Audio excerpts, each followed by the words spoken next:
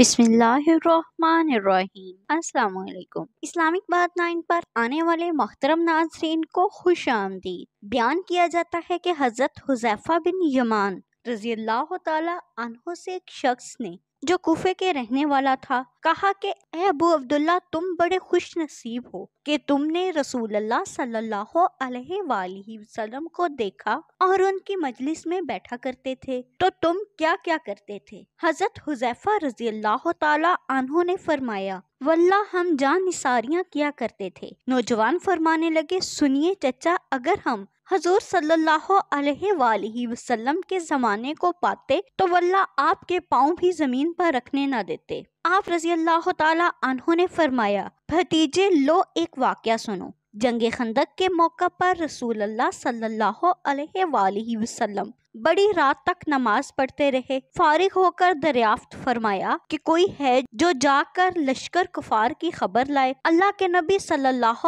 علیہ وآلہ وسلم یہ وعدہ کرتے ہیں کہ وہ جنت میں داخل ہوگا۔ کوئی کھڑا نہ ہوا کیونکہ خوف کی، بھوک کی، سردی کی انتہا تھی۔ پھر آپ صلی اللہ علیہ وآلہ وسلم دیر تک نماز پڑھتے رہے۔ پھر فرمایا، ہے کوئی جو جا کر یہ خبر لا دے کہ مخالفین نے کیا کیا؟ اللہ کے رسول صلی اللہ علیہ وآلہ وسلم اسے مطمئن کرتے ہیں کہ وہ ضرور واپس آئے گا، اور میری دعا ہے کہ اللہ تعالیٰ اسے جنت میں میرا رفیق کرے گا۔ اس بار بھی کوئی کھڑا نہ ہوا، اور کھڑا ہوتا بھی کیسے؟ بھوک کے مارے پیٹ کمر سے لگے ہوئے تھے، سردی کے مارے دانت بج رہے تھے، خوف کے مارے پتے پانی ہو رہے تھے۔ بالآخر میرا نام لے کر رسول اللہ صلی اللہ علیہ وآلہ وسلم نے آواز دی۔ اب تو کھڑے ہوئے بغیر کوئی چارہ ہی نہیں تھا۔ فرمانے لگے، حذیفہ تو جا اور دیکھ کہ وہ اس وقت تک کیا کر رہے ہیں، دیکھ جب تک میرے پاس واپس نہ پہنچ جائے کوئی نیا کام نہ کرنا۔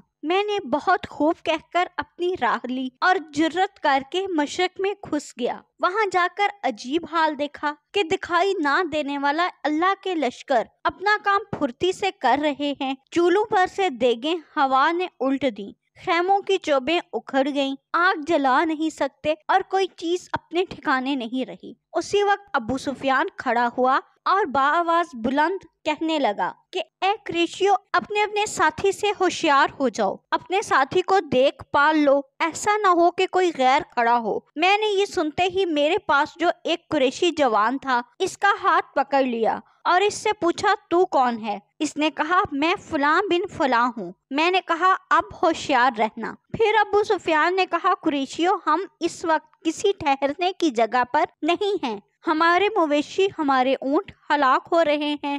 بنو قریظہ نے ہم سے وعدہ خلافی کی، اس نے ہمیں بڑی تکلیف پہنچائی، پھر اس ہوا نے ہمیں پریشان کر رکھا ہے، ہم پکا کر کھا نہیں سکتے، آگ تک جلا نہیں سکتے، خیمے اپنی جگہ ٹھہر نہیں رہے۔ میں تو اتنا تنگ آ گیا ہوں اور میں نے تو یہ ارادہ کر لیا ہے کہ واپس ہو جاؤں، بس میں تم سب کو حکم دیتا ہوں کہ واپس چلو۔ اتنا کہتے ہی اپنے اونٹ پر جو بندہ بیٹھا ہوا تھا چڑھ گیا اور اس سے پاؤں مارا کہ وہ 3 پاؤں سے ہی کھڑا ہو گیا۔ پھر اس کا پاؤں کھولا۔ اس وقت ایسا موقع تھا کہ میں ایک تیر میں ہی ابو سفیان کا کام تمام کر دیتا، لیکن رسول اللہ صلی اللہ علیہ وآلہ وسلم نے مجھ سے فرما دیا تھا کہ کوئی نیا کام نہ کرنا، اس لیے میں نے اپنے دل کو روک لیا۔ اب میں واپس لوٹا اور اپنے لشکر میں آ گیا۔ جب میں اپنے لشکر میں پہنچتا ہوں تو میں نے دیکھا کہ رسول اللہ صلی اللہ علیہ وآلہ وسلم ایک چادر کو لپیٹے ہوئے ہیں جو آپ کی کسی بیوی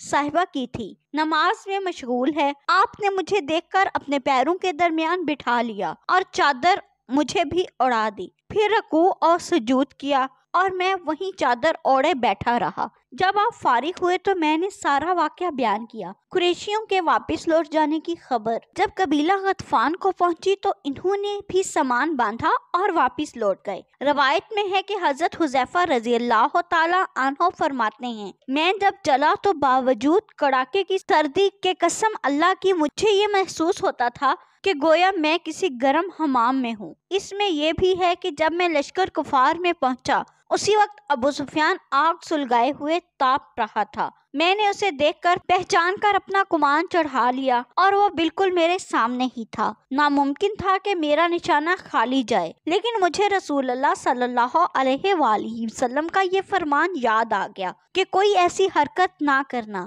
کہ وہ چکنے ہو کر جائیں، تو میں نے اپنا ارادہ ترک کر دیا۔ جب میں واپس آیا اس وقت بھی مجھے کوئی سردی محسوس نہ ہوئی، بلکہ یہ معلوم ہو رہا تھا کہ گویا میں حمام میں چل رہا ہوں۔